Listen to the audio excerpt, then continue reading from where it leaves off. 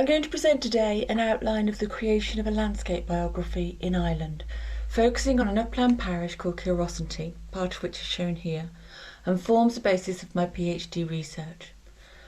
I'm going to particularly focus on a model I've put together in which I've identified the series of systemic changes or historical transformations through which the region has passed over la longue durée, which involved the shifting of the power and cultural structures. I've also identified the authors who implemented these changes nationally and locally in Curiosity. And by doing this, we can explore the concept of justice and injustice in Ireland's landscape, interwoven by its land ownership and decision-making structures, including the widespread dispossession of the Gaelic Irish in the 17th century. Curiosity is presented as a microcosm of the whole country, and is represented here in the English Down Survey map, whose purpose was to document the value of land seized in the 1650s.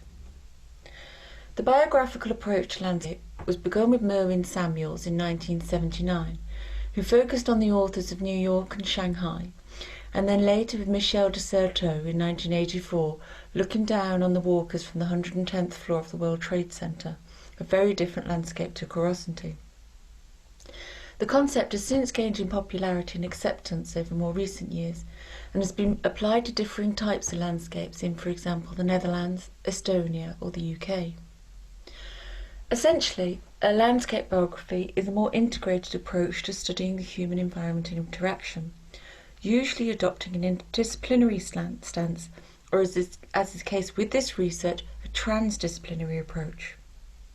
It is multi-layered and focuses on the landscape's life history, its spatial transformations, as well as the landscape's overall perception and changes in its value. As this is the first biography applied to Ireland's landscape, I've adopted the concept of identifying the who from Samuels and de Jong's multiplicity of life stories behind this landscape to Curiosity Parish. The region itself is situated on the slopes of the Comora Mountains in South East Ireland, and consists of both sparse upland and traditionally farmed lowland. It's an ordinary landscape, and also, as you can see by the photos, an extraordinary one. Because of its marginality and upland nature, physical changes happen very slowly here, and glimpses of former temporal layers making up the palimpsest can be easily found, which makes it an ideal landscape to initiate the biographical concept to Ireland. The first step in the Irish model was to identify what Roymans et al. In 2009 called the historical transformations of the landscape. They're represented here by simplistic blocks, moving from individual Gaelic clans through colonisation and beyond international independence. A biography has been described as a portrait or a story of a landscape rather than a straight line chronology, so the diagram doesn't include a straight upward arrow. I've then gone on to identify the authors of this landscape, and following Samuels' concept as authors being either elites or nobodies, I divide them up into three categories of macro, micro and micro-micro, as more befits an Irish landscape, and then identifying them as much as possible. Taking them individually, the macro authors are the prevailing authorities in the area, whom whilst they operated on a national and international stage, still considerably influenced events and the landscape on a local level. There were no big famous individual planners like Robert Moses here, but rather more ideological and political institutions such as the English government and the Catholic Church, whose presence is still readily identifiable in the area, with ring forts, prominently placed Catholic chapels, and more recently local authority housing. These macro then feed down into the micro authors, who are the local families who held the most decision-making power in the area, and were also the largest landowning families.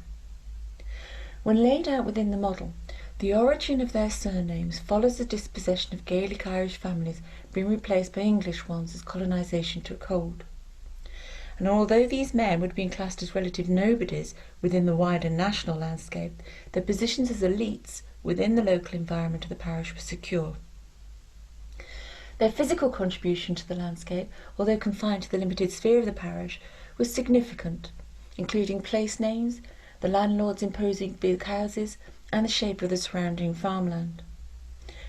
And then we have the micro-micro. These are the vast unknowns, predominantly Gaelic Irish. the innumerable people who lived and worked the land but whose names were never documented, who built the remains of the cottages still present in the landscape and carved the lanes between the settlements. Their individual footprint is smaller, but their contribution to the shape of the landscape is still significant. And luckily, stories of some of the micro live on in the local collective memory. And this is where the transdisciplinary approach to an Irish biography is so important. In such a marginal area, documentary records are scanned or were destroyed during the Civil War in 1922. So by conducting interviews in the community, their voices were heard and recorded. This undocumented knowledge is essential to build a comprehensive biography. It also moves the biography into the scope of an autobiography, with the research taken on the role of a ghostwriter. It is, after all, their landscape. I found GIS to be integral for Curiosity's biography. It enables a communication and comparison of multiple layers of quantitative and qualitative data to better illustrate the geographical and also significantly the temporal situation of Curiosity's historical transformations and power shifts. This model for a landscape biography can be replicated in any other Irish landscape. The transformations and macro authors remain constant. The local micro authors, or the main power brokers in an area, are usually very well documented. And whilst the micro are largely silent, their presence can be heard when the community is given a voice. So I've tried to show that this one small region has undergone transformative changes of systemic shifts of power structures representative of the whole country. And despite the efforts of each competing influence to dominate the former, the effects of each stage are still present in this extraordinary landscape. So we shall move on to the next presentation now.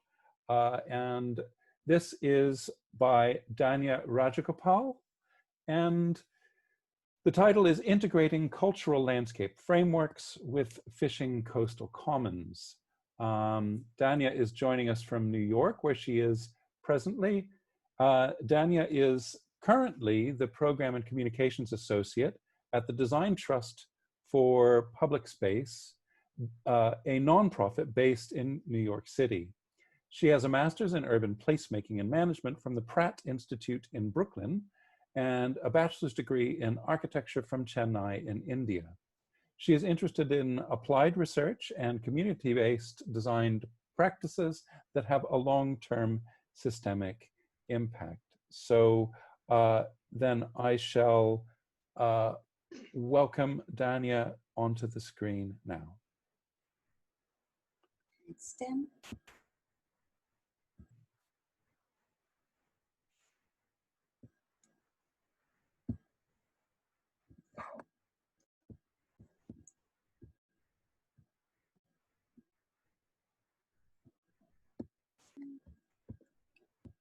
So, hi everyone.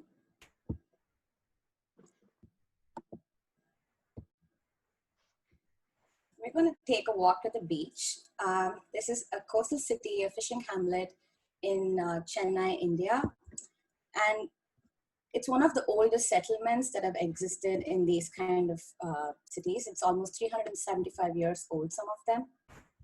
And the part that irks me the most is that these kind of settlements don't often get recorded and documented in government records, for example. So the reason why the idea of landscape justice from coastal commons, like the strip of land that you see here, is so important is because not only does this affect the livelihoods, but also these affect the environment in which these fishermen live, work, and play and pray. And privatization, weak policies, and in the name of beach beautification, the violation of coastal regulation zones are all part of this problem. And most often, fishermen are in the forefront of environmental activism. This man you see here is Saravanan, and he's a pioneer of mapping. He's a fisherman himself. So he wanted to map the coastal commons and the values that were often not visible in these government maps. They have done over 75 of these mapping so far. And the reason why this goes back to the colonial era of this common lands classification is when wastelands were categorized as those which could not generate any value. So coastal commons, in essence, ended up being in this murky area where there was a demanagement. So cultural landscapes here plays a role in which you can identify certain elements and values of the landscape, because the landscape itself is a response to the activities of fishing as a way of life. So this made me take a deeper look into the socio-spatial interactions and how that informed the space itself, and what place-based strategies can be applied to legitimize these commons as cultural landscapes. And this is mainly to give the sense of governance from the bottom up and how design can play a role in it. So the participatory mapping aspect of this was also followed by visioning. And unlike the previous one, this is more of a social mapping as opposed to a scientific mapping. And it involved transect walks and photo voice, where children were particularly a huge role in going through the landscape. And as Ostrom said, these common lands often fall under this tragedy of commons theory, but it is exactly because of customary land rights, such as the ones in Kotivakam Kuppam, where they have been able to sustain these resources for generations because of their own common practices. For example, the fair share of resources and the territorial boundaries and respect for the ecosystem are all part of their daily living and rituals. So for example, if there is a turtle that's caught an accident, they mourn for the entire day, and the whole fishing community is on a ban on that day. And most importantly, as a designer or an architect, when you think of doing research, you have to understand how development and design is perceived by these communities. And for them, it's more about building a livelihood opportunities and making sure they're able to sustain for more generations. And for example, for children, landscape played a huge role in the way they interacted with the spaces around them. And it showed a high environmental awareness and concern because of their proximity to the sea, but also showed certain things that they would like to see in the future of the landscapes. Women are often invisible from the spaces, but also from data, although they have a very important, huge role to play in the marketing, sales, and processing of the fishing produce. But they do have self-help groups and women's cooperatives. And I think for a more just future, women should become a major part of these activities. So when I went into social mapping, it was more of conversations of each of these spaces and the multifunctionality of these spaces that are on these common lands, which are not usually marked in the maps, until Saravanan came into the picture and he tried to do this in a more scientific way. So if you understand the overlapping ways in which the boat landing and the market spaces and the sacred markings in the end, which demarcate the village boundaries, these are values that you never get to know unless you speak to these communities. And some of the conversations with my practitioners spoke about not to fetishize design and how a democratic process for future design practices must involve a process design, and how really awareness is not really for the community per se, but for the people who use this beach and who disregard its immense value.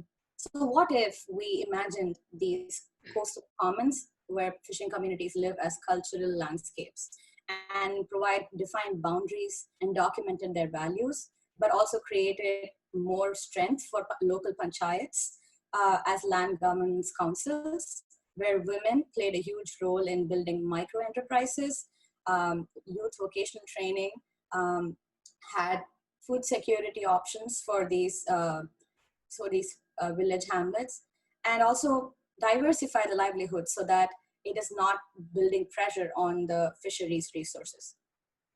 And similar to the oral history one that happened in Ireland, I documented some oral histories here to document the life and culture of these fishing communities. And maybe this can become a tool for disseminating information about these landscape values and could inform some of the place-based strategies.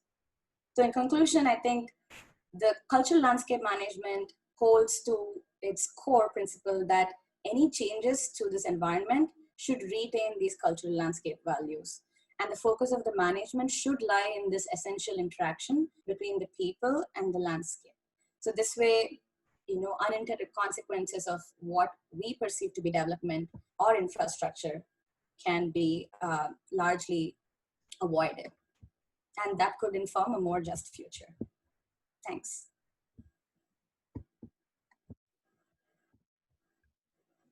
Wonderful. Thank you so much, Dhanya. Are there any quick questions or points of clarification on Dhanya's presentation?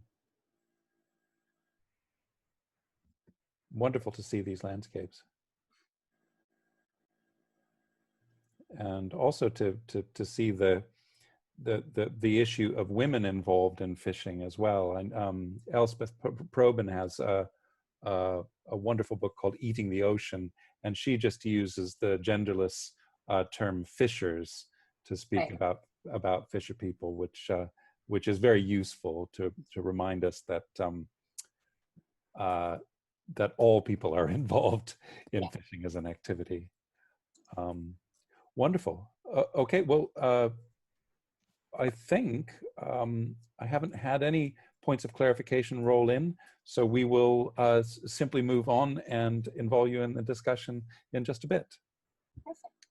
Wonderful, thank you. Okay, so our next presentation is joining us from Aberdeen, Scotland, and this is Jo Vergunst, who is writing, whose presentation is called Working Out Landscape and Time. Jo is a senior lecturer in anthropology at the University of Aberdeen in Scotland. He has carried out research on people's everyday relationships with their landscapes, focusing on farming, walking, and cultural heritage. He also teaches ethnographic research methods. So, Jo, are you ready? I think so. They were really professional. I'm going to be a lot less professional. So I'm going to share my screen and see if I can get that to work. Okay, then. So this is about working out ideas of landscape and time, including but not limited to past, present, and future.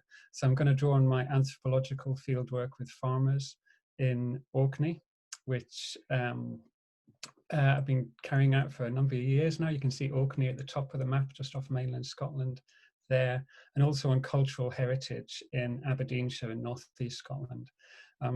And so I'm going to talk about how future landscapes emerge through working the land, and yet might also be constrained and closed off. And this is why I'm getting at ideas of justice. So my question is, we have tended to understand landscapes as a repository of the past. So layers of historical influence, or how we can conceive of landscapes then, and not just being about the past, but also about the present and the future. And in Orkney, the pictures you're seeing here, are written about the senses of production and productivity in the land that farmers in Orkney and the communities around them, they value, but also their feelings of regret that what they saw as the traditional, the past structure of family farming was becoming more and more difficult to maintain. But at the same time, they talk about the progress, or sometimes regrets again in lack of progress, towards making the landscape how they would actually like it to be in the future. So this is a picture of land reclamation, where they cut out the hillside to make grass fields, which the farmers would see as a future-oriented activity. And also that the way that the farmers would change the layout of their farm buildings to suit their purposes going forward for the future better. So the contrast between farming and the landscape as heritage in the past, with the experience of farmers that are actually trying to work towards the future all the time. So let's go to Aberdeenshire now. and the hill of Benahi, which is it's a popular local landmark. And this is about heritage, not as the past or what has passed, but as a connection between the past and the present and the future. And so myself and Aberdeen colleagues have been working with a community group called the Baileys of Benahi, with a focus on the 19th century crofting settler colony that existed on its slopes, surrounded by modern farmland now, as you can see. So these colonists, as they were known, set up dwellings around the hill, and the land was collectively owned by the neighbouring estates, but it was understood as an open resource. And so we set up the Benahi Landscapes Project with the community to explore this. So as we dug test pits and in excavation, we all reflected on the richness of the topsoil, and we saw the plough marks going deep into the subsoil, and we admired the well-made granite houses, and we came to understand the landscape as a whole as testament to the labour, the work of the colonists, the people who settled there, to improve the soil and really build the landscape as their own future.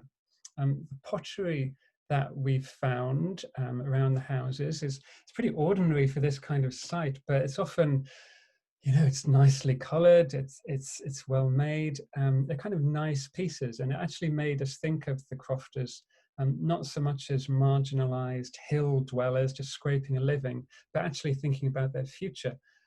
But the point is that the future didn't work out for them.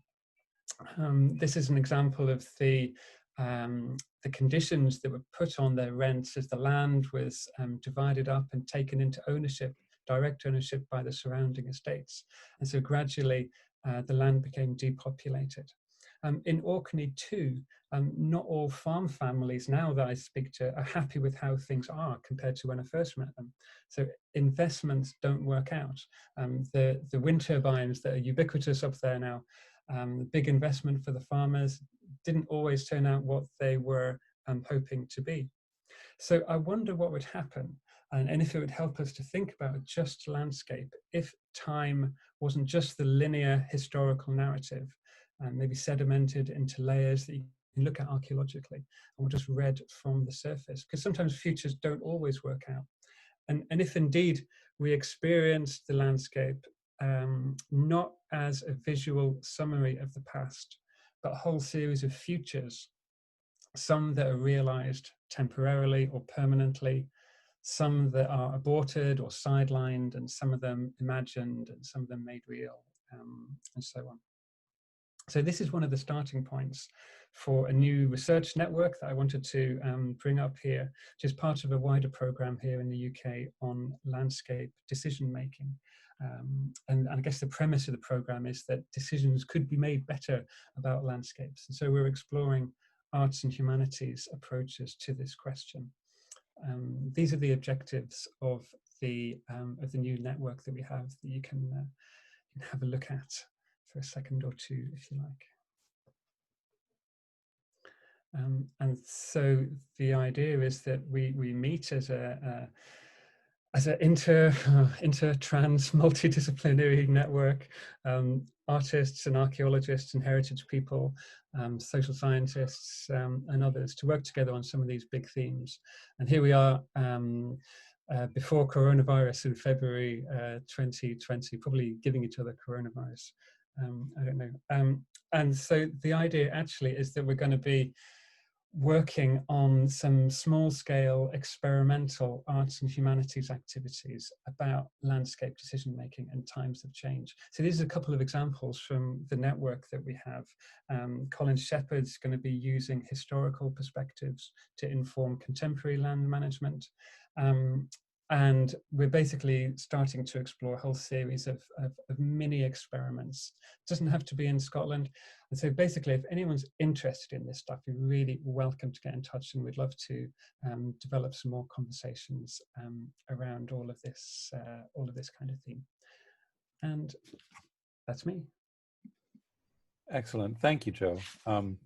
It's funny that one of the things about lockdown is that not only are we dreaming of the restaurants that we'd like to go to, but somehow the landscapes that we've always wanted to visit are so tangibly distant And I've never been to Orkney, and I would love to go.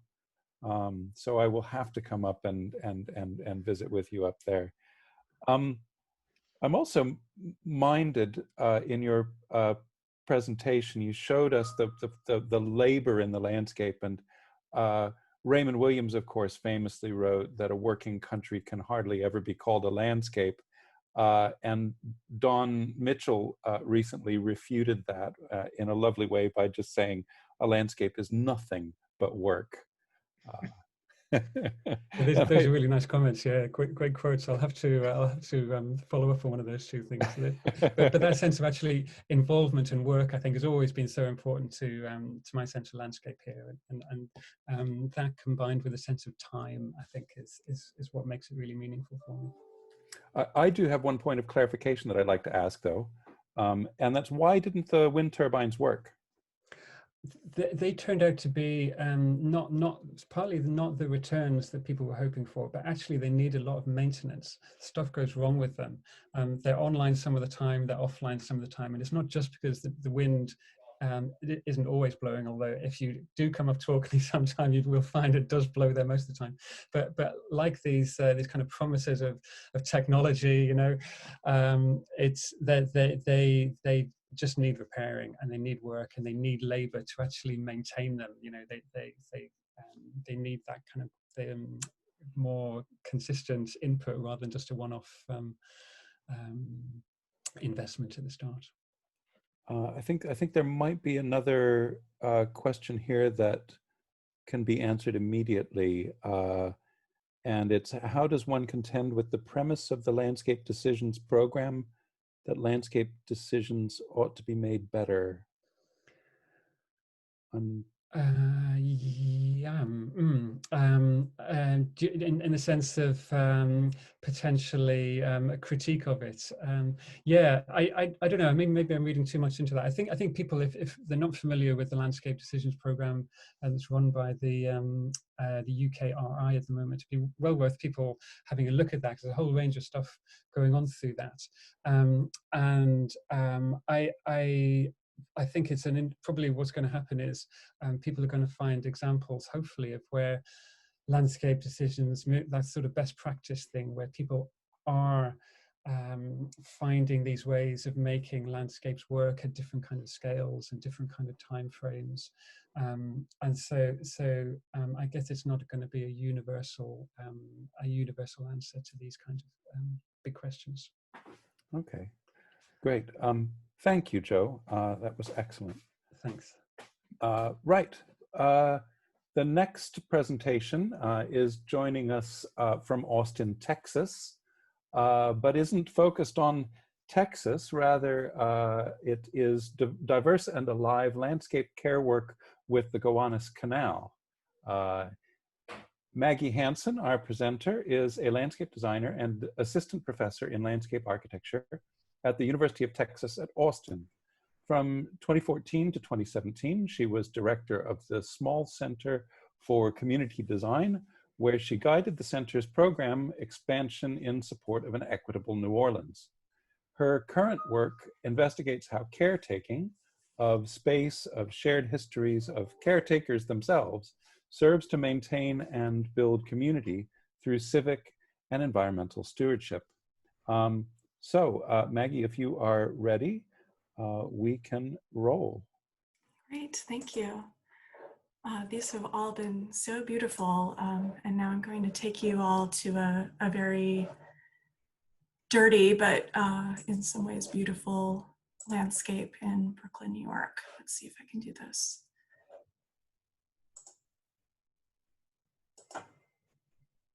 Great. Okay. Today I'm presenting a brief case study of the Gowanus Canal Conservancy, a nonprofit organization, and how it demonstrates the 5 phases of care to build community and environmental stewardship. And this is working from Joan Tronto's ideas of care that begin with noticing, taking responsibility, the actions of care, and then checking if care is received. So we're in Brooklyn, New York, and care begins with a context-specific relationship. Here, the context is a lowland. The Gowanus was first Lenape and Canarsie land, full of oyster middens, agriculture, towns, and hunting. And then under industrialization became a channelized canal. At one point, the busiest waterway in the United States, literally building Brooklyn, New York. And also a very degraded and contaminated waterway. It was declared a Superfund in 2010 as a legacy of oil and manufactured gas. And current efforts are focused on fixing that contamination through the Environmental Protection Agency and many layers of state, local, and federal oversight that each have their own little patchwork of this complicated and layered landscape. SCAPE is developing a framework design, but Gowanus Canal Conservancy has served as the bridge and advocacy group to the many community groups in the neighborhood. The Gowanus Canal Conservancy started as a grassroots organization focused on advocacy, calling attention to the needs of this neighborhood and the environment of the canal. It was led by landscape architects from the very beginning in 2009, but focused on pop-up experiments along the canal that would raise awareness of the concerns, as well as demonstrate the viability of interventions. On the right is a 2,000-gallon bioswale that shows the amount of water that can be processed by trees and plants.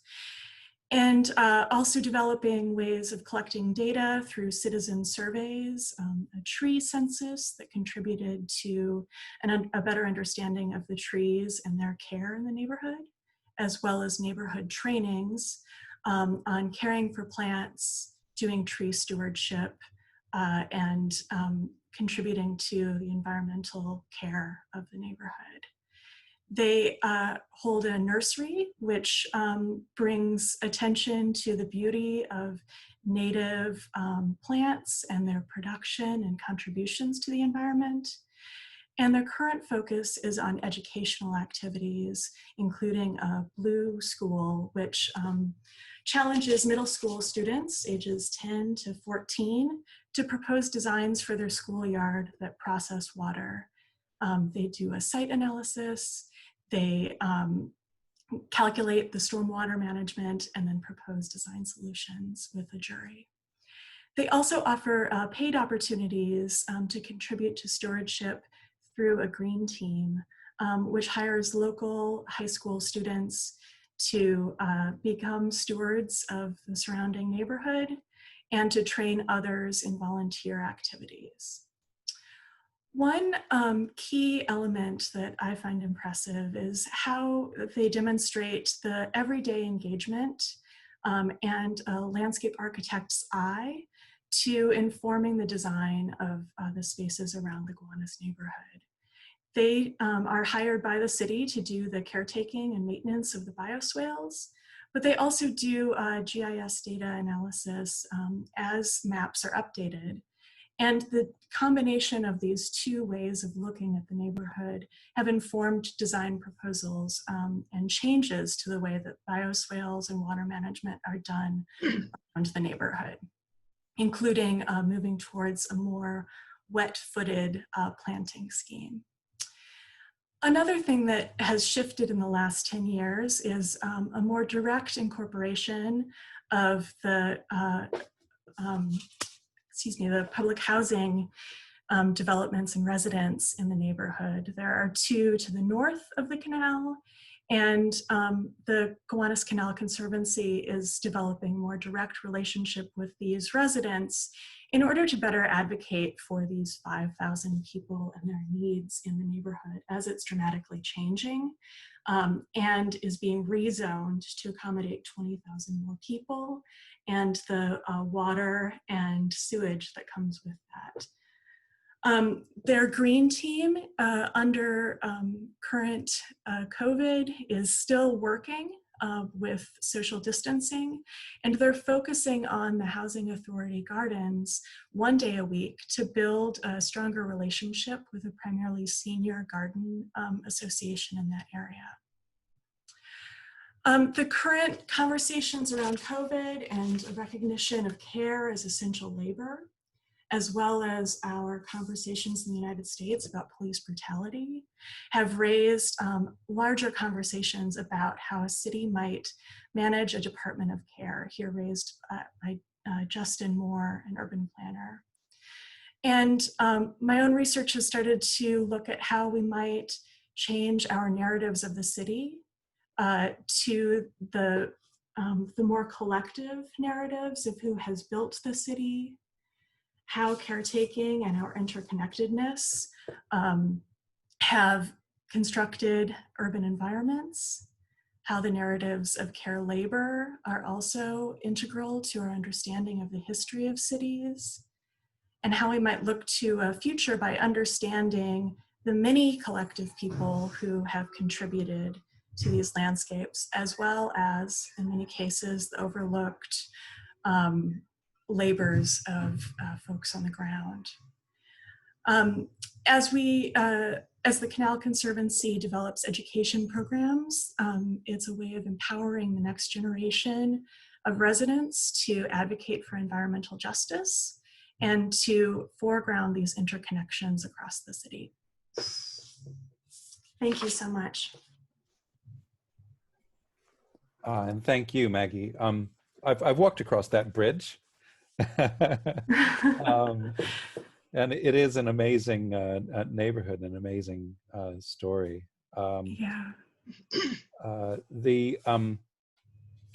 It fits so well for your presentation to go after Joe's, the notion of maintenance and care and labor is such a pleasing thing to see. I think there's a lot of our future discussions that are going to be revolving around these very issues.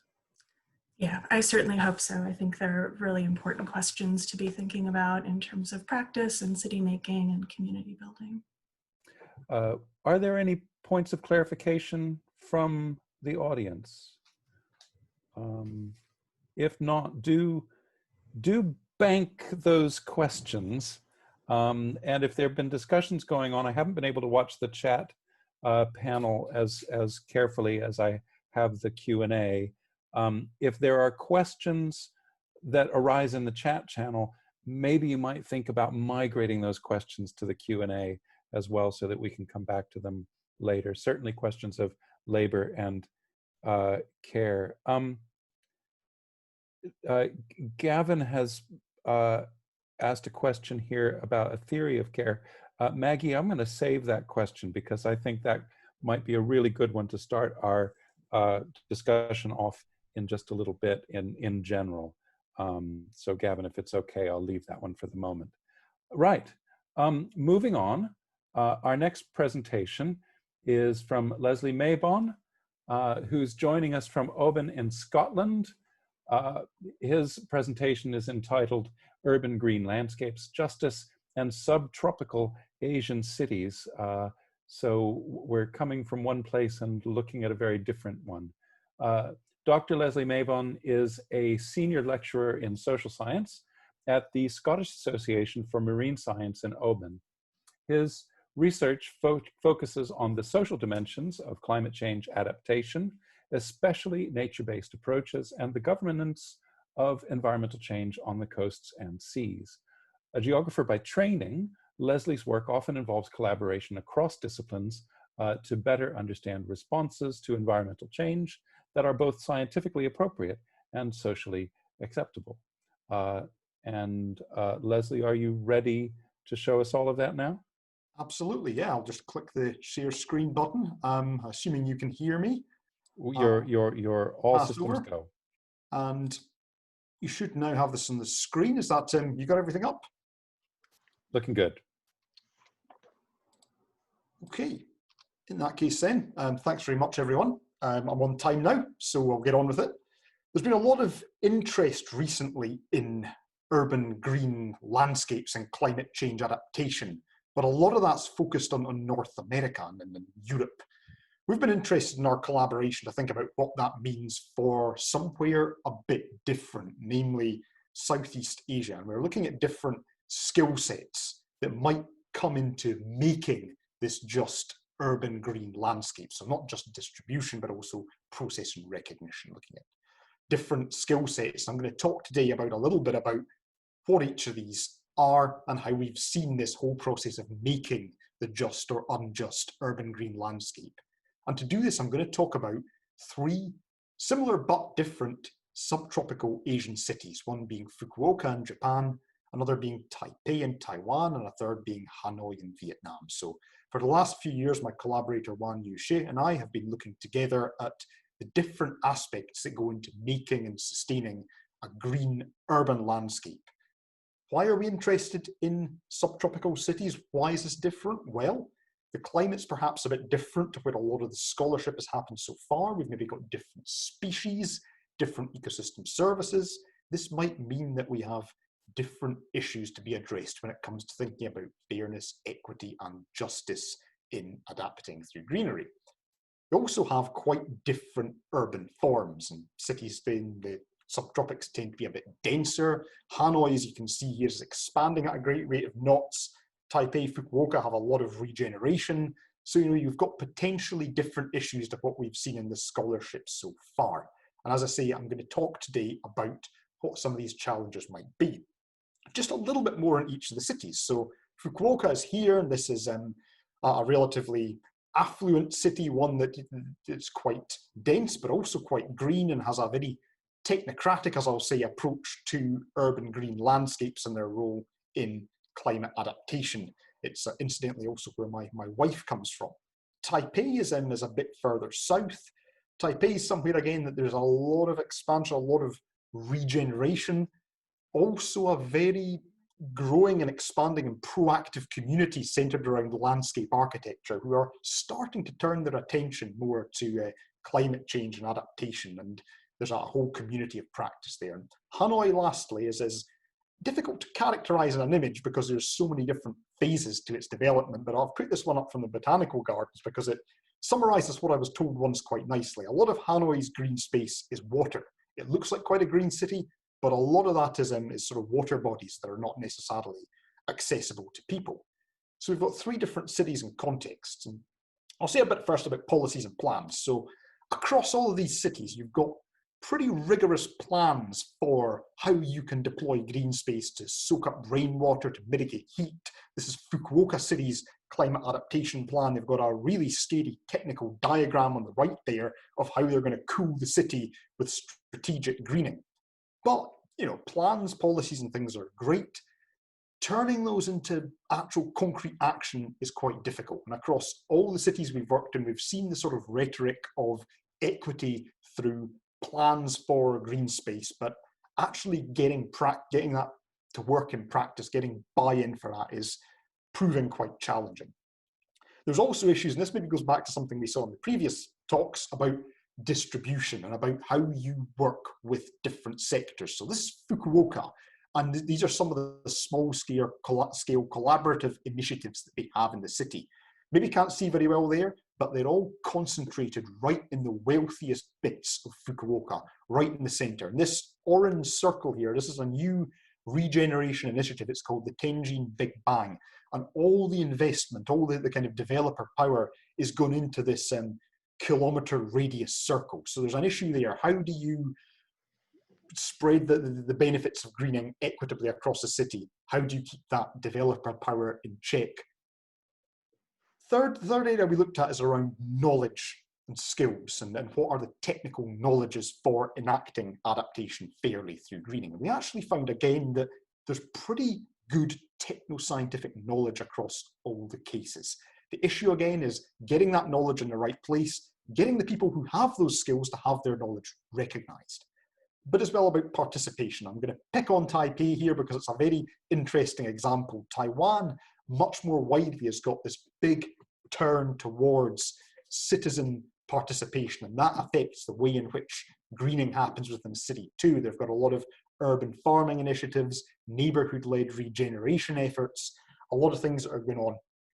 And what we found is that when it comes to bringing civil society into just urban green landscapes, that very much depends on the city context. And the real challenge is not just participation, but meaningful participation that actually, you know, engages substantively with issues of justice and not just kind of beautification and some of the end products. Lastly, as well, considering explicitly normative and ethical issues is in some contexts challenging. So in Fukuoka, I talked to some volunteers on climate change, and they recoiled at the idea that you would even talk openly about inequality, about deprivation. That was something to be hidden. It was a kind of cultural barrier. So again, that's quite context dependent. So what can we do in response? Well, one of the things we saw that's important is individuals and institutions who can work across boundaries, who can link different bits of governments, who can link the private sector, NGOs with local governments and do that kind of boundary spanning work. That's something that was really critical to actually attaining justice in practice. Second is, again, and this is really hard, is keeping the power of the private sector and developers in check. We saw, especially in Hanoi, the private sector is really key in building new green space, but when that's done for profit, when you start to bring financialization in, you can then question whether that has been done for the benefit of the people who would benefit the most from greening. And lastly is just remembering that the landscapes, ecosystems are very different to what we might find in North America or Europe. Bringing in best practices from elsewhere is something that needs to be done with extreme caution. What works in one place might not work somewhere else. There's a great degree of context specificity. So I will just wrap up there. I've put some contact details at the bottom of the slide. This is work that's been ongoing for a couple of years and is in progress. We're just trying to now tease out some of the justice aspects. What does it mean to make and develop an urban green landscape that is just when it comes to adapting to climate change? So I'm at time and I'll stop there and thank you for your attention. Excellent. Thank you so much, Leslie. Very interesting resonances emerging here between these presentations. I think very much between care and participation, it's not possible to separate those from notions also of justice and of practice. So I will definitely come back to those ideas in the discussion. There is a point of a point of clarification here from Jason Harrison, who says, does green gentrification tend to enclose land that was previously accessible? I'm realizing this might be different in all three situations that you're looking at as well. Yes, that's a really good question. And again, I guess it can take different forms. One of the ways in which green gentrification can happen is around things that are improvements in the name of greening for traditionally aesthetic benefits, increasing rents and house prices and forcing people out of the neighbourhoods. What we're starting to see a bit more now, there's some really exciting work that's been done by a lot of colleagues in Barcelona on this, is around what happens when you are greening the urban environment in the name of reducing climate risk. And so again, that can have financial effects. It doesn't necessarily mean land is enclosed, but it can mean that pricing and ability to live there is changed or is removed in ways that it wasn't previously. Fascinating. And let's see. Oh, there's a few questions coming in.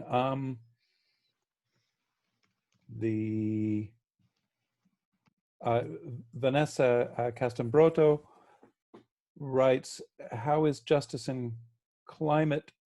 You know what, this might be a question we'll save for later, if that's okay. That's absolutely fine. Indeed, I would appreciate that because it's a really good question, and I'll take a couple of minutes to yeah. I think that would be worth answer. Very good. That's question. worth thinking on. So we'll just leave those questions there and return to them. I think they're very, very good questions. Thank you so much, Leslie. And we will now move on to our final presentation. I can't believe we've made it through that quickly. The final presentation is coming to us from Athens, Greece, and it's Mina Kouvra. I hope I'm pronouncing that correctly. I didn't get a chance to verify earlier. You can berate me when you have the mic if it's not. This presentation is titled "Reading Between the Lines: Landscapes in a State of Limbo." Mina is a professional architect and holds an MSc in Environment and Development of Mountain Regions by the Technical University of Athens. She is a co-founder of the itinerant workshop for the traditional building techniques Buluki, which I also hope I'm pronouncing correctly, working with cultural heritage in remote regions. Her current independent research is focused on participatory and community-led practices in the perception, interpretation, and management of landscapes as ways to reestablish our relation to the commons for a healthy and bright future for all. Are you ready to go, Mina? Yes, I am. Thank you for the introduction. Can you hear me? And yours, yes, we can. And your presentation is pre-recorded, am I correct? Yes, yes. Excellent.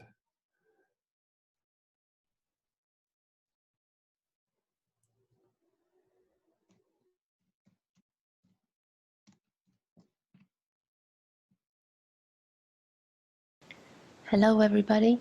This is Mina speaking. The following array of thoughts aims at addressing the landscape illiteracy in Greece by demonstrating a few observations from the field.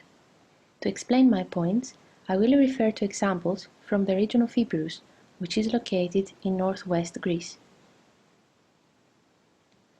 The concept of landscape being both a sight and a sight, a way of seeing or representing the world, a palimpsest of labor on the land, and on top of all, a concept in between, comprises a multifunctional tool that can be used for a huge variety of purposes. As such, landscape has been useful for policymakers in the management of space and resources, both natural and cultural. Unfortunately, in the case of Greece, its flexible character has been poorly institutionalized and at times transformed into a competitive product for economic growth.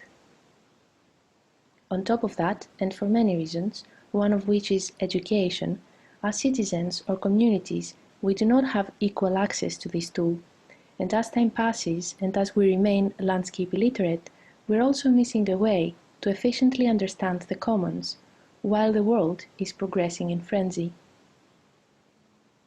By experience, it feels crucial to help with each other's theories and methods, so that our critical thinking and scientific approach reaches out to all those who we love to call the communities, yet we usually fail to define or even find them, engage them, and explain to them the value of our wonderful discoveries. I remember the first time I saw a cow on those mountains and yelled with excitement. What an urban lady I was. The people around looked at me both disappointed and surprised. Since that moment, I've taken a lot of air out of the ideas balloon, just to keep it a bit closer to the ground. In any case, it seems to me today that we stand together after all, old and young, aware or not, within a liminal space and a threshold of time, the last connecting thread between a world that is disappearing and the world that is forcing the old one to disappear. We are running too fast, too far from the core. It seems that as societies we stand deprived from the mechanisms that would allow us to look and understand the world again as a whole, and at the same time our individual efforts will never be enough.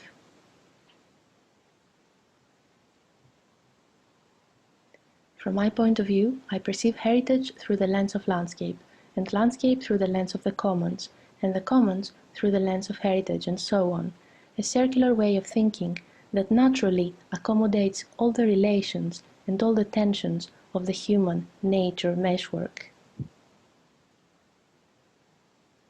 Now let's leave the circles and talk about lines based on examples from Epirus, and specifically the mountain areas of Jumerka and Zagori. And let's try to focus on a paradox, that policies related to landscape as commons are either non-existent or do not take it into account as such. This case from Jumerka comprises a typical example of how the management of landscape as combinations of unrelated fragments lurks the danger of fabricated narratives, and also the danger to lose sense of even the simplest affordances implied by the landscape. Imagine that you walk on the old pathway to go from point A to point B, passing through agricultural land, old houses, stone walls, a small church. You go up and down following the terrain. Your views change, your body listens. You reach the monumental bridge and cross the wildest river of Greece. Now imagine that you take the new shortcut to a landmark, the bridge. This fragmentation, both in theory and practice, has led even the older ones to treat the landscape like that, and reminds me of that other problem, ownership. Who owns the boundary of our common land?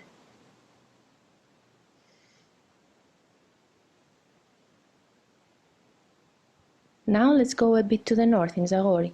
So that you know, an effort for it to be inscribed in the UNESCO World Heritage List as cultural landscape is underway. I wonder how smooth the process of setting the boundaries can be, and how regional cohesion won't be sacrificed, given that the circumstances are so blurry. And of course, it is not just the cultural commons to be discussed. It's been a long time since the threatening prospect of oil extraction that has divided local societies, as usually between those who are pro-development and those who are seemingly not. Oil extraction, even within protected Natura zones? What to do? Well, why not add new lines within the lines of environmental law? It's all about lines. Lines about national growth, in line with the perpetuating recession, in line with distressing occurrences that only an investor as a modern deus ex machina can save us from. And finally, referring to the whole of Greece, there is the placing of wind turbines on every possible ridge. A rather important aspect of why green energy is in dispute. As the palimpsest is torn, all left to say is, "Oh Don Quixote, we should have known." Reaching the end, I hope that you got an idea about the Greek case, and hopefully you also got a glimpse of why it feels that landscape here is in a state of limbo, waiting to be freed from the misfortunes of poor legislations so that it can be rightfully used as implement for safeguarding our collective knowledge and memory, for governing the commons, and co-creating futures of our own making. Although it is obvious, we do not yet see that innovation and local ingenuity, progress and memory share the same foundations. This is indeed a way, or the way, of seeing things that landscape can teach. And by placing stones along a path with your bare hands can always be a good start for such a revelation. Thank you for listening. Wonderful, thank you. That's certainly the most whimsical slides of the day. And I think probably the best use of Paul Klee I've ever seen in a presentation. So thank you for that. Are there any points of are there any points of clarification from the audience?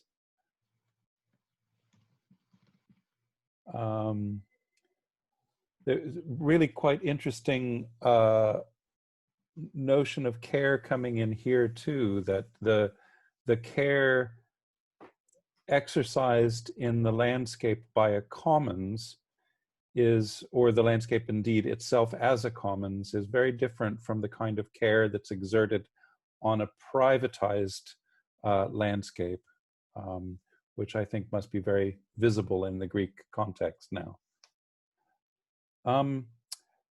I think now, as there are no points of clarification, that it's time to open up the discussion. We have 20 minutes remaining to get into some questions. Am I correct at the timing there, Sarah?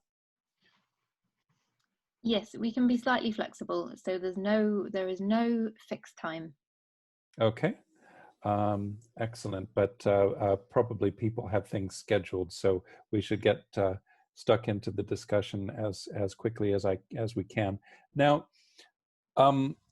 what's wonderful here actually is that we have, rather than me as the chair seeking to ask the first question, we've got some that we made earlier. So I think we can go ahead and go directly to those and get the conversation jump started in that way.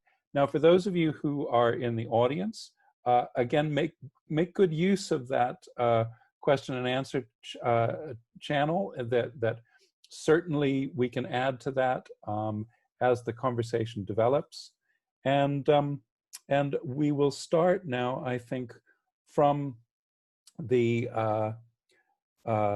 Q&A now. If the panelists could go ahead and turn their cameras on, then we'll be seeing a room full of people, and it will feel much more convivial. And heaven knows we need more conviviality at the moment.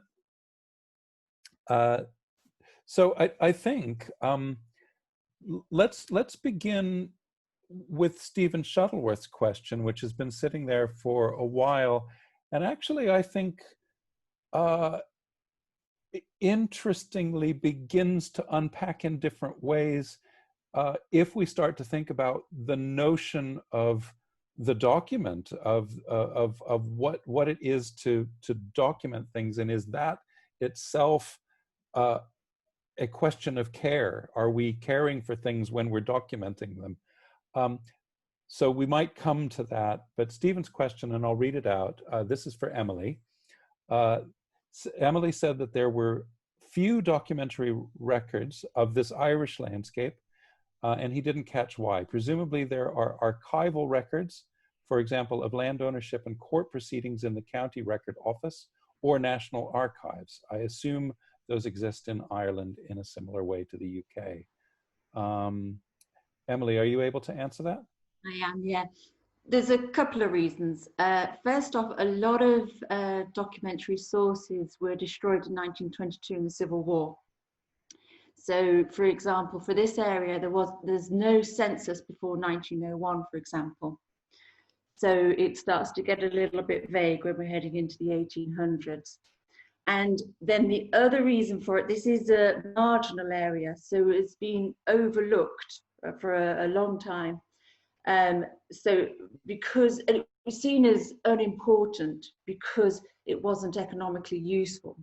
So for example, the British Ordnance Survey came over and mapped the area, or mapped the whole country in the late 1800s. But when they came to the line of cultivation, so when the landscape changed from traditionally farmed landscape into mountain land, they didn't map anything. So it was just blank, except for a few boundary lines, because it was perceived as useless, if you like. So that's why there aren't that many documentary records for the area, and that's why the community is so important, their knowledge. That's perhaps shows up that, you know, you have the knowledge that's held in common in the landscape, and you have a kind of state-based model of landscape care that's based in documentary evidence and design documents and records. And perhaps there's an argument to be made that both are necessary, and we can't do without either one in the contemporary world. Yeah, I think so, very much so. The different perceptions. Nice. Let's go then to this notion of care, and I think that opens the discussion out much more broadly, and I think it's something that the whole panel can begin to address. But the question is specifically for Maggie, and the question is there what is this theory of care to which you have made reference? Can you expand? Yeah, thank you so much for that question. And I'll try not to go on and on because I could talk for days about this. But a theory of care has origins in feminist political science, and first sort of emerged in the mid-1990s as a way of critiquing the power dynamics that are associated with different forms of labor and the economic value that we assign to them. And so theorists at that time were looking at how we culturally and socially assign labors of care, housework, childcare, anything that we do to maintain or repair or continue our worlds, our environments, ourselves, our bodies, the people around us, and how those labors were assigned to marginalized groups. They were gendered, and in the United States, often done by Black and brown people. And undervalued, underpaid, or done for free as an expectation. And recently, in the last 10 to 15 years, geographers, particularly feminist geographers, have critiqued capitalism and the forces of capitalism through this lens as a way of talking about how the labors of care and how we maintain our environments and our social connections are devalued and degraded, and that we're separated by these roles of care and their undervalue. I think in landscape, this is a really powerful tool. It talks about how care is ongoing, it's iterative, it's based, like Emily was noting, in noticing the things around us and their value, noticing the needs for care, noticing our responsibility, taking action, the physical labor, and then also checking back to make sure it worked. Did things get better? And that when those actions are visible, it builds trust in a community that encourages other actions of care. So it has resonance with the way we socially connect to each other and understand our interconnections, but also in how we start to see our environment as sustaining us as well. It may very well be useful for our audience to have some specific references. Are we? I mean, this is clearly coming from intersectional feminism. So is it like Chandra Mohanty? Is it Donna Haraway and Marie Puig de la Bella Casa? Yes, it is. Okay. And I look specifically at Joan Tronto, who's an American political scientist, partially because she critiques very directly the essentialist idea that this is women's work, and that is culturally constructed. And we all have the same capacity for care. We all give and receive care throughout our lives. And more recently, you can look at Victoria Lawson, Doreen Massey, other geographers who've brought this into other conversations. And interestingly, there's critiques of technology that are emerging now, and how that further fragments us, and how the labor of innovation is held at a higher sort of stature than those who are, the millions of people who are maintaining databases and organizing and archiving, and how there's just such a disparity in what keeps things going versus the shiny and new. And that becomes a gendered and racialized dynamic as well.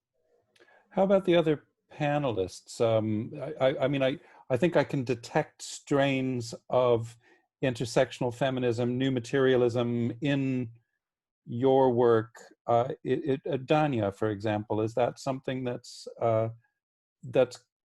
coloring the way that you see the commons in a Indian or Sri Lankan context?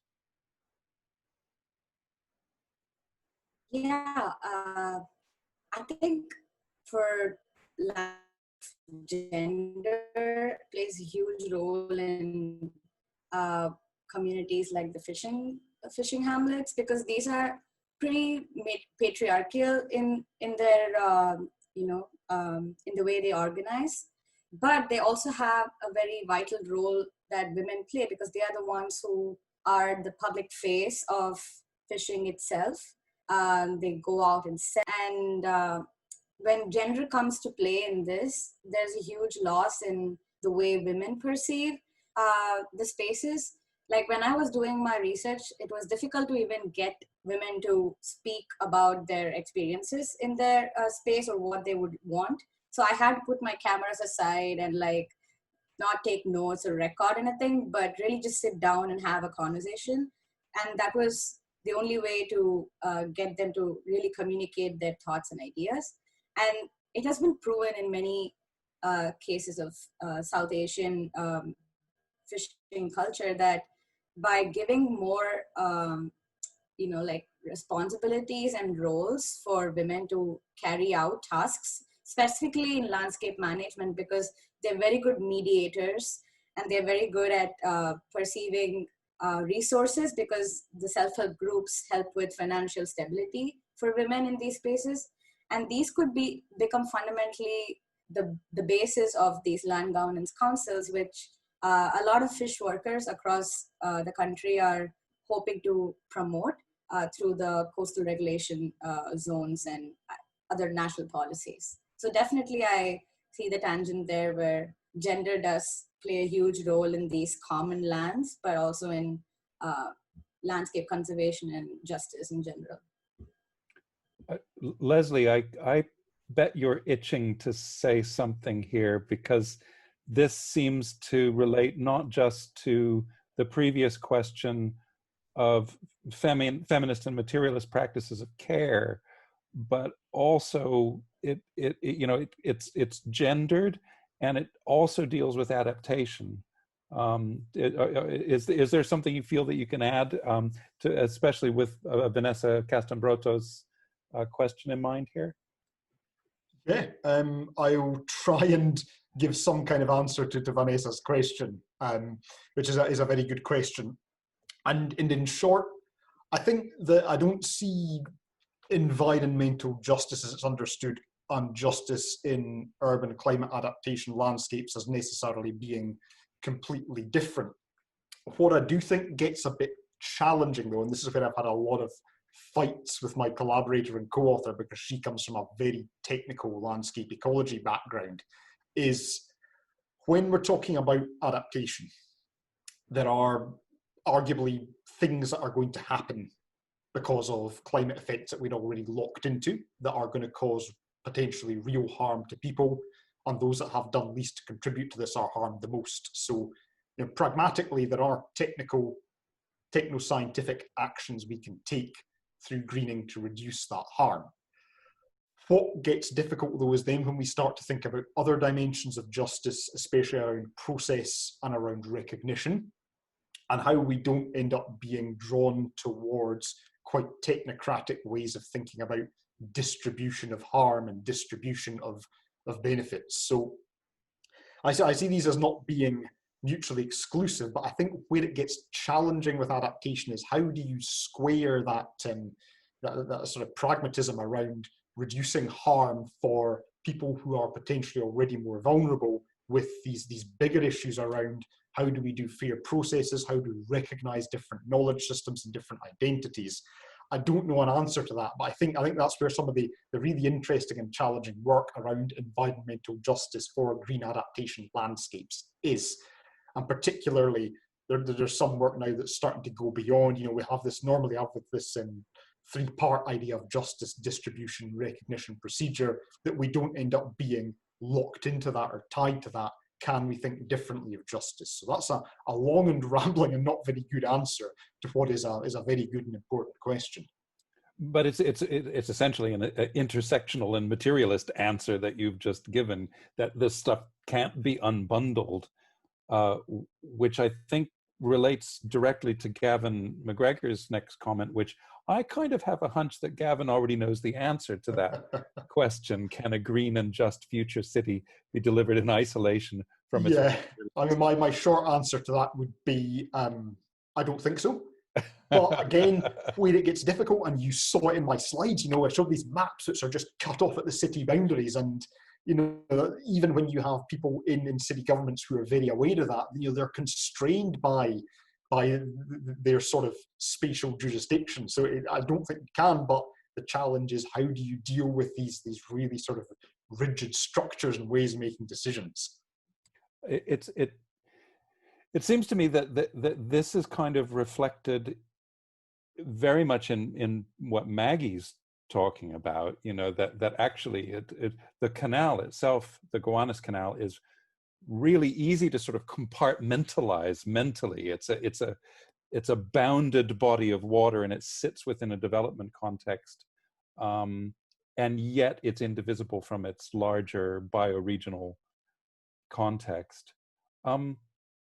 What if we remove cities from the equation, though? Actually, that in some of what Joe is talking about, we have these same kinds of issues, perhaps that unpack sort of differently in a rural landscape from an urban one. I don't know if I've given the right way for Joe to speak about that. Yeah, possibly though. Although I have to admit, I was kind of rather agreeing with what you were both Leslie and Tim there were saying before, and the premise of Gavin's question. And I've been interested recently in exploring a bit of the work of Patrick Geddes, the town planner, landscape kind of planner, polymath kind of person. Workplace folk. Yeah, exactly. And so his sense of the city, of course, was as a regional component, but of course you can turn that around as well and start you know, with the rural from that perspective as well. And actually, although I was talking about my rural stuff here, I've worked on in urban kinds of tasks as well, and I think especially in a place like Orkney, where you don't have a nucleated settlement kind of pattern, the people kind of live all over the landscape, then these categories of what makes the urban and what makes the rural get challenged in a really interesting way. So I think I'd probably not want to differ too much from where you were going a minute ago on that one. So then maybe it's useful to go on to the next question here. Sources of agency in landscape creation, because if you know, if we're not talking about nucleated settlements, what are the ways in which people come together in a place like Orkney in order to collectively decide the future and care for those landscapes? What are the mechanisms for that? I mean, is it documentation like we spoke before, or is this really something that's held in the commons and in practice? Yeah, I mean, it's going to happen in different ways, isn't it? And I think part of what we want to do over the next couple of years is start to unpack that question, Adam, that you're bringing there. And in some kinds of situations, I think there's a really clear, sort of strong, sort of community, tradition, convention, and so on. But how do you respond to circumstances as they actually are? And I think there was another question or comment somewhere about we were saying a minute ago about climate change and those circumstances of rapid, urgent emergency, actually, environmental change. Then actually everyone, I think, is questioning themselves and questioning the way things were more and more, which you know, I think, although it's an emergency situation, may be a bit like the COVID thing. There are things that come up in emergencies that can be creative and can be positive and can have unexpected outcomes as well. So perhaps those sources of agency now and not the same as they have been, and maybe we can open this up in some interesting ways. It's true. If you look at ways in which organizations have adapted, big, slow-moving organizations, the National Health Service has had to talk to itself across the former compartmentalization in ways that have changed radically. Now, whether they can hold on to that learning after the pandemic is another question. But I think the same is true of all sorts of different agencies, organizations. We're all working together in different ways, and today's panel is no exception from that. So where to go with this? Shall I move on to the next question, or do any of the other panelists have anything they want to add at this point? No mutes unmuting. So I'll move on to the next question then.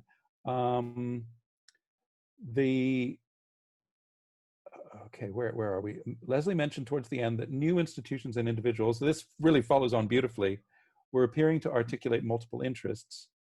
What is the nature of these actors? So Leslie, that follows on really well from the discussion we've just been having. Okay, yeah, and so I'd shown there that the case was Taipei, but the same thing happens to an extent in Fukuoka as well, and that is that you get particularly individuals or small institutions who are quite motivated to broker links between different bits of municipal governments, between academia, between communities. Taiwan's quite an interesting example in that regard, because in Taipei, a lot of the kind of urban green landscape thinking is driven by people, and this to an extent touches on a question I've seen from Tim Collins that has come down the chat, who have been educated in the United States and have then come back and have brought these knowledges and these best practices with them. In Fukuoka as well, you have a lot of that around urban greening for cooling the environment. You have a kind of small group of academics who are kind of committed to trying to influence the policy sphere. We've done some work on epistemic communities and also now looking at communities of practice.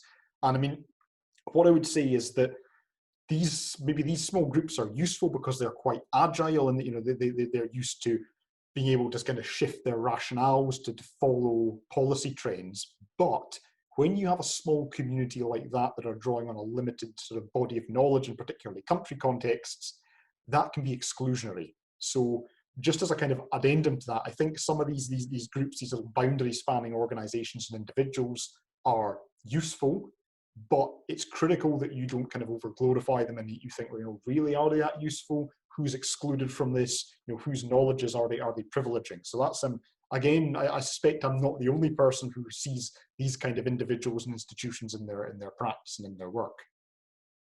That's really fascinating, because actually what you're pointing to is not necessarily what Tim is talking about here about maybe trying to be decolonial, but actually you're talking about resistance. You're talking about anti-colonial practices, perhaps ways.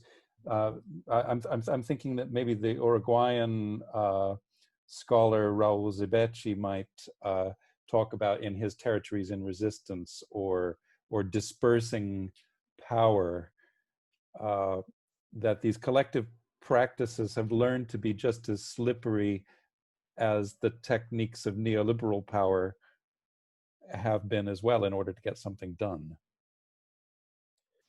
Yeah, I would say though, again, we just need to be, again, I'm talking about my own research here, but there's a need just to be a bit cautious, because you still see these best practices ideas being imported. So Hanoi is an interesting one because you've had the French occupation and the Soviet influence.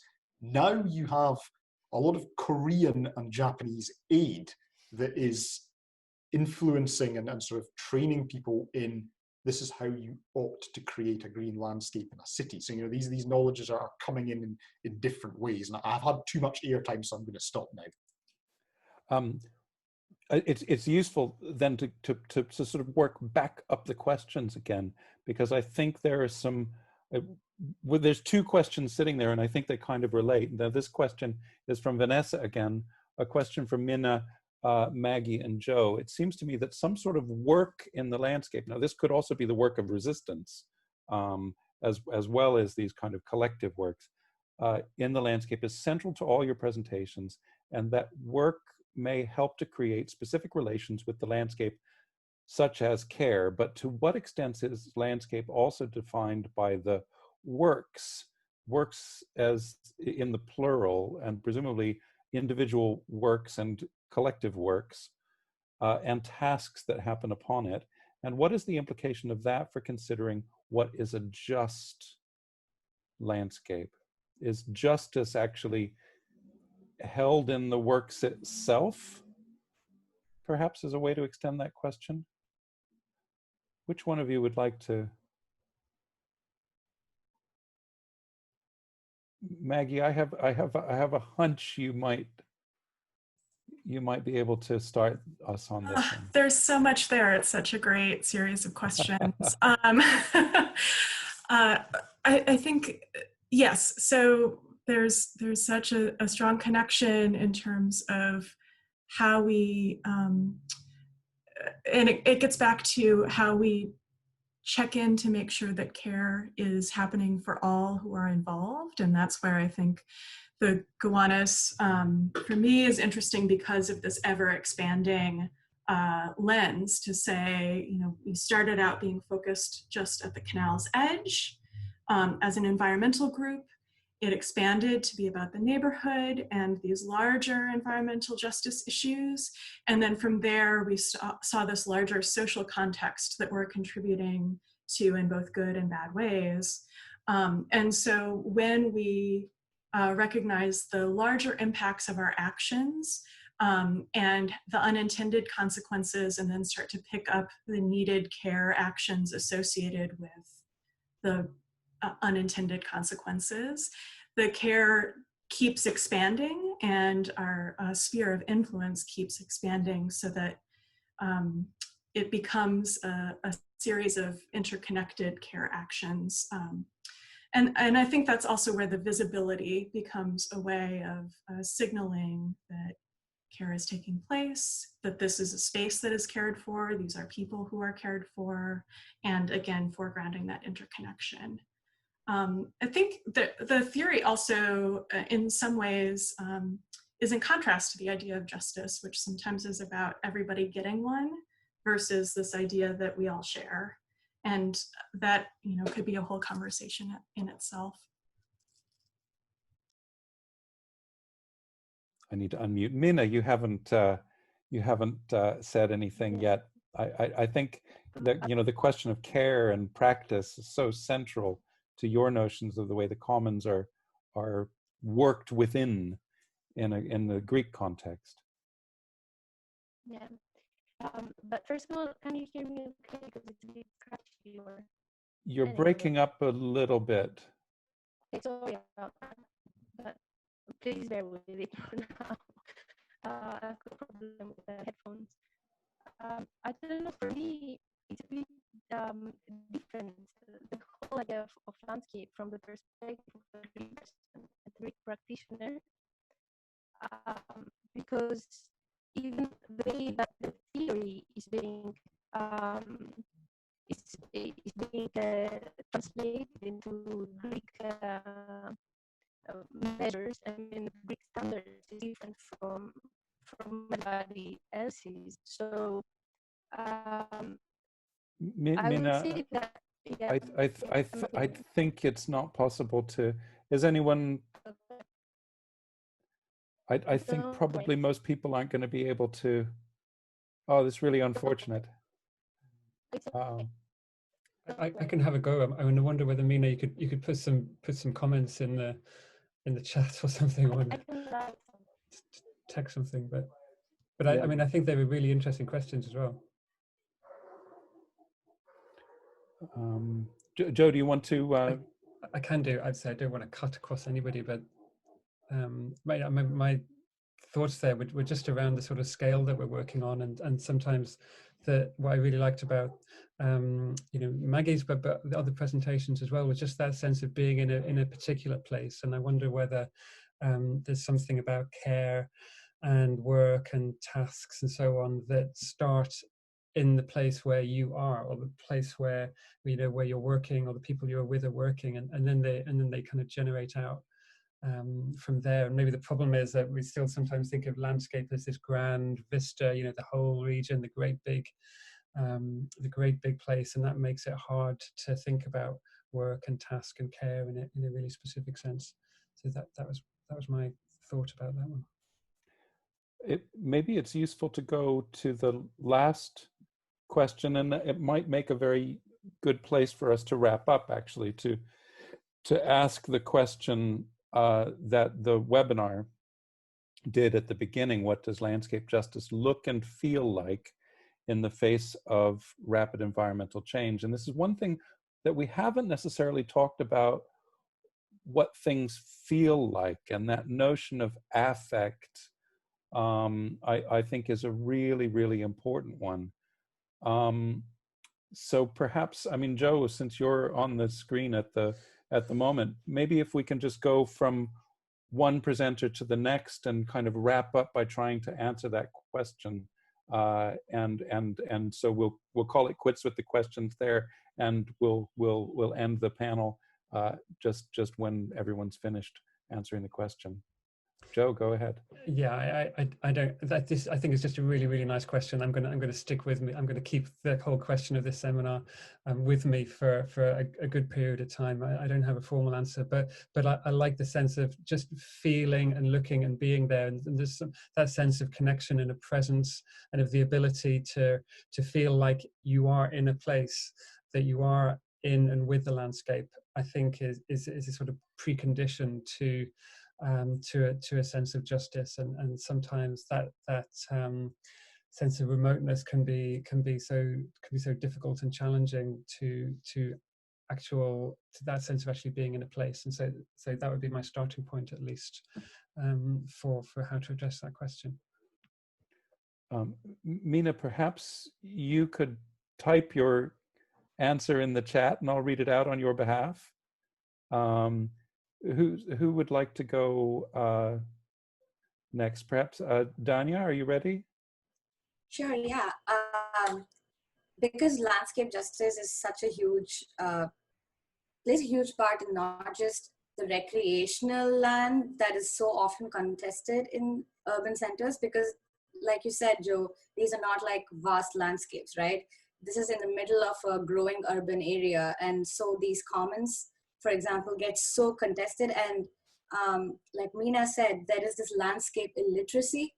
And that is why I think viewing these landscapes from the perspective of people who have lived and like worked there makes a huge difference in the way we understand these spaces. And that involves children being part of the landscape and taking you through their areas of play or their areas of importance, or how they perceive their future with the sea to be in relationship to the rest of the city, where you would probably not see drawings of so many turtles that I did in that particular landscape, because they know that their coastal area is a very important turtle breeding area, or it's important for them to look at diverse livelihood options that don't separate them from the sea and this life that they have as fishing communities. So landscape justice in the future really looks at documenting these values, right? And how do you bring this value to the mainstream public, and who would just use the beach as a recreational space and not really negotiate these rights and uses with those who have lived here for 300 odd years. So I think that's the perspective of bridging this landscape illiteracy is going to be very important moving forward. Great. Mina, have you finished typing, or should I wait a moment to read yours out? Okay, Mina writes, it feels to me that landscape won't be defined, but rather our perception and understanding is the one to change according to who, how, and why the works are taking place on it. Bless everything that that you said, Dhanya. So yeah, I mean, I think that really relates. Maggie spoke earlier about process and working through process, and working with landscape, designing with landscape certainly isn't about a thing or a geometry. It's a set of relations. It's a set of practices and a set of processes. Who would like to comment next? Who haven't we heard from yet? So Maggie and Leslie are the last two to try to answer that challenging question.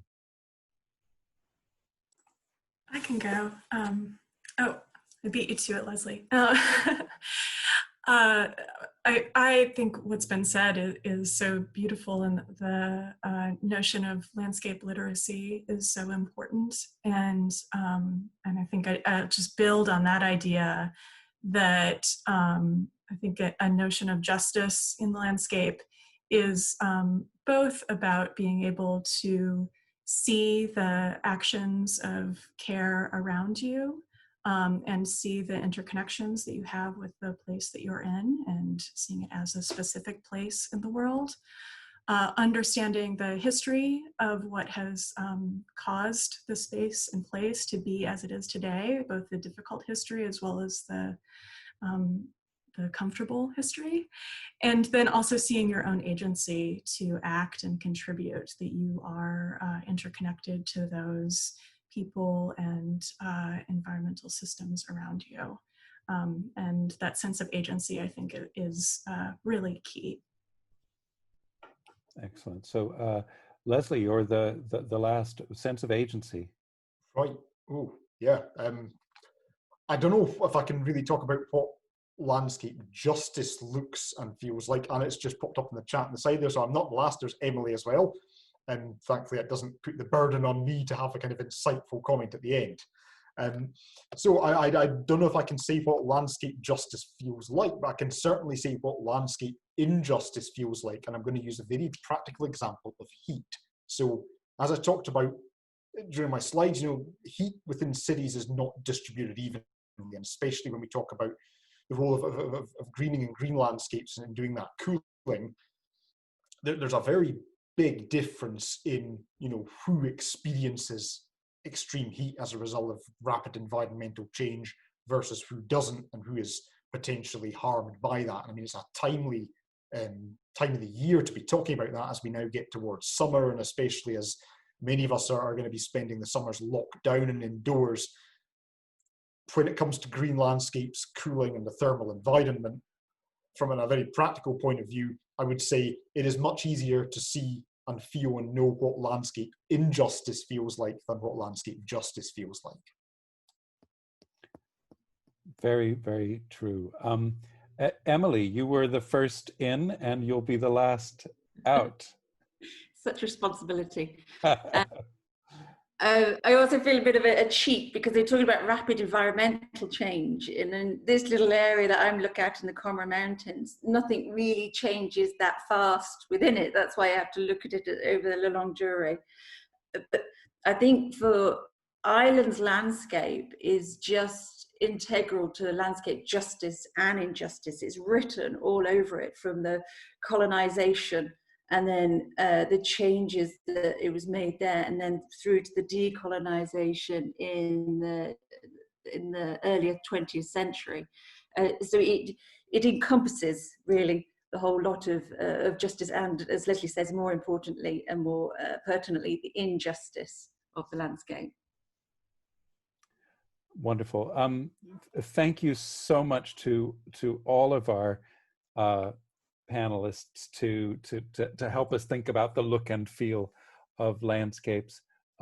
Wonderful presentations. I'm sure I speak on the part of the audience as well to thank you all for such stimulating work. Thank you, of course, to the audience, without whom this would be nothing. And what a wonderful thing it is to be able to communicate in this way at such a broad range. Thanks also to Sarah Hobbs for putting this all together and working so hard to organize this so that it actually worked relatively seamlessly, amazingly enough. I look forward to these discussions continuing. I'm very keen that with the Landscape Research Group, we provide more and more of a platform and a set of networks for these conversations to continue to take place. That's something I'm really committed to doing, and to make sure that membership in the Landscape Research Group gives you that access. So if you're not members of the Landscape Research Group, I do encourage you to join, because we're going to try to make it much more meaningful as a network. But I thank you everyone for being here, and what a pleasure it's been.